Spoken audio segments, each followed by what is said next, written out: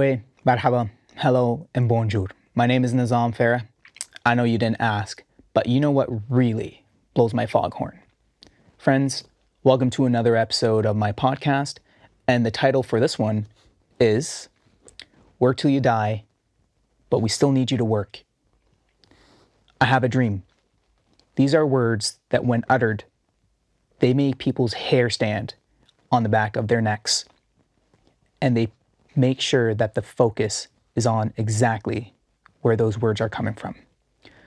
Martin Luther King had a dream of a better world, a fair world that gives everyone an opportunity to be what they want as long as they work hard for it. He worked hard for the freedom of speech, for Black people's rights to be equal. But look what happened to a man who stood up against the system. Every individual on the face of this earth has a right to say and to do what they want. Every individual has the right to be a productive individual in society. Now, you can do what you want, say what you want, as long as it's not this, that. Make sure it's not that, and it's definitely not this. That's how I feel our society is today. Now, I was taught to work hard because that's what earns you the stripes for respect and opportunity. Now, I work pretty damn hard every day, and sometimes I can't keep up because to me, that is what it takes to have a good life. But I'm starting to realize, is it really? Now, the American dream was the only thing that meant so much to people in the Western world. The dream migrated to our great Canadian nation and made our workforce as great as it is today. Well, I'd say maybe as good as it was 4 years ago. However, Canada still has great opportunities for people coming from abroad and in many other sectors that are upcoming. However, Canada still has some struggles. It really makes me happy to see that if you want to work, there's definitely no lack of it. There will always be work for someone. But work is one thing. What about life? What about enjoying your youth and relaxing while you're old? Enjoying the sweet pension you worked so hard to make sure that you get and to live those golden years as golden as they should be. Now, my big question is, how come our mentality in the Western world here is live to work and not work to live? Now, this episode will be a lot of blowing steam because it definitely is a topic that blows my foghorn. Now, growing up, I saw how hard my family worked. They came here with nothing. They barely spoke the language.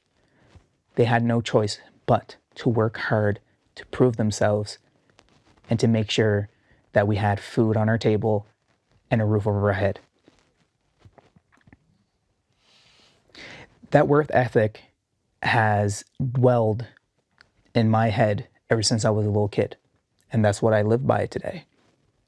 But this work to live versus live to work question has been in my mind for a long time now. And it kind of makes you wonder, why? Why is that the mentality that we have, that we need to live to work rather than work to live? Now, I've proven myself in several times in any position that I've been in of how hard I can work. But where has that led me? It has led me to a life of work and not making time for what is very important to me and my family. You know, my family, my mental health and my physical health matter a lot. But I don't do that. I don't focus on that. Maybe it's because that immigrant family mentality has given me a different lens to look at life. Or maybe my family taught me that you need to work this hard to prove yourself, as I've mentioned before. But what I have realized is not only an immigration mentality that focuses that work to live versus live to work mentality. Now, live to work is a Western mentality. And again, this is my opinion, and I'll explain to you a little bit deeper why. Especially how inflation is at an all-time high, we are forced to become slaves to the system. We become accustomed to a certain lifestyle because it has been shown to us that this is the life we need to have.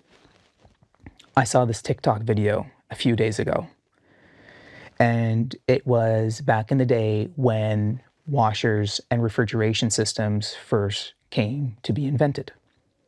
There's this salesperson, he was pitching it to people, and he was saying, hey, buy this refrigeration system, buy this washer and dryer, because this will give you more time to do things that are important to you. Now, he pitched that idea to the two wrong people, because what is the first thing they said? Why should I buy these things? They're not going to give me more time to spend with my family. They're just going to give me more time to work so I can pay them off. And what else are you going to come up with for me to work hard so I can pay that off? I don't want to work for you. Right now, I want to work for me. Now, just watching that video alone has resonated with me for ever since I watched it.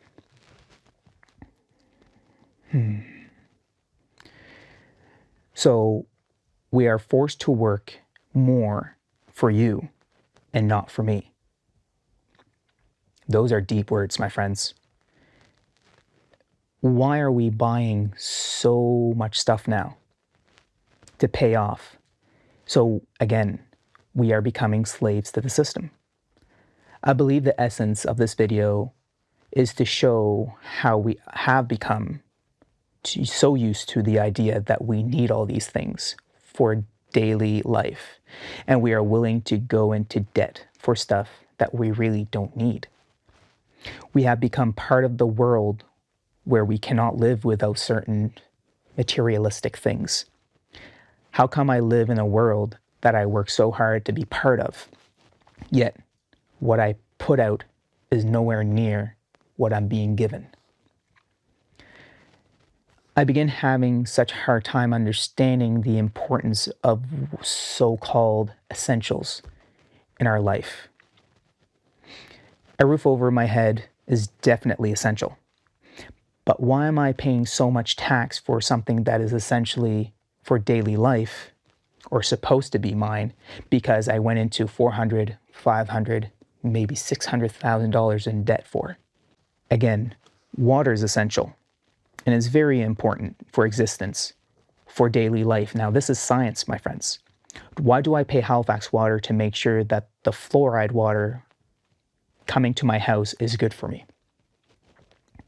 Or going to the grocery store and paying $8 for a bottle of water because it's purified.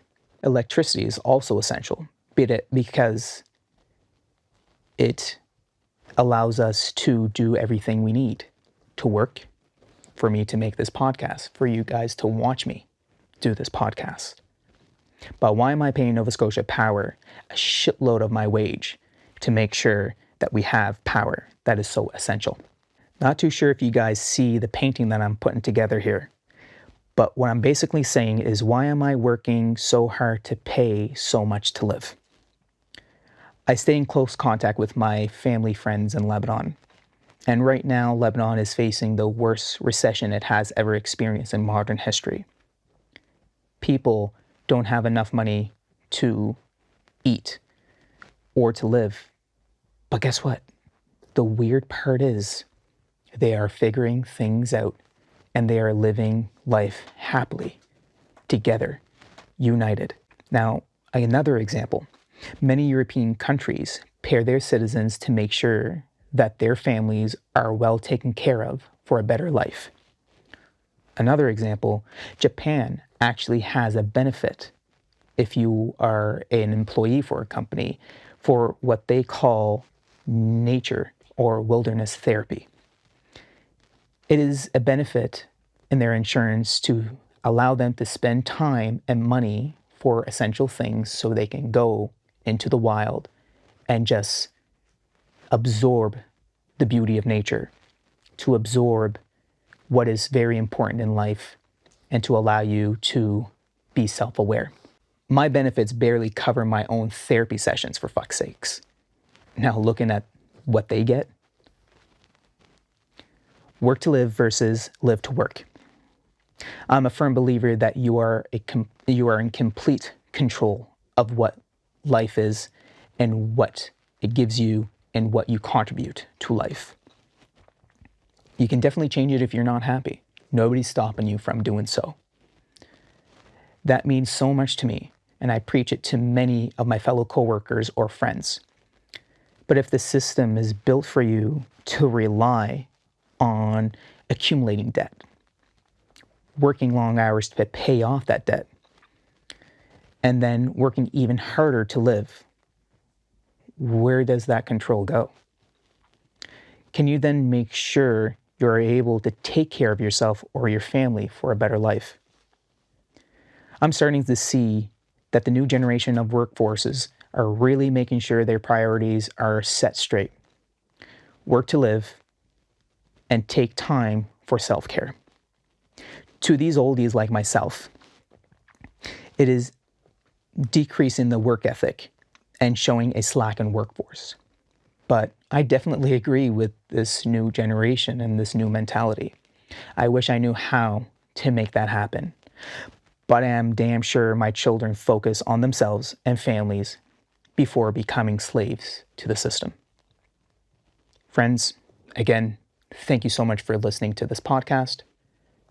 This episode is a little bit of a mindfuck, but I'm always welcome to questions. I want you guys' output because, again, this is what it's all about. It's all about getting united and making sure that we find solutions for a better future for us and the generation that's going to come after us. Cheers.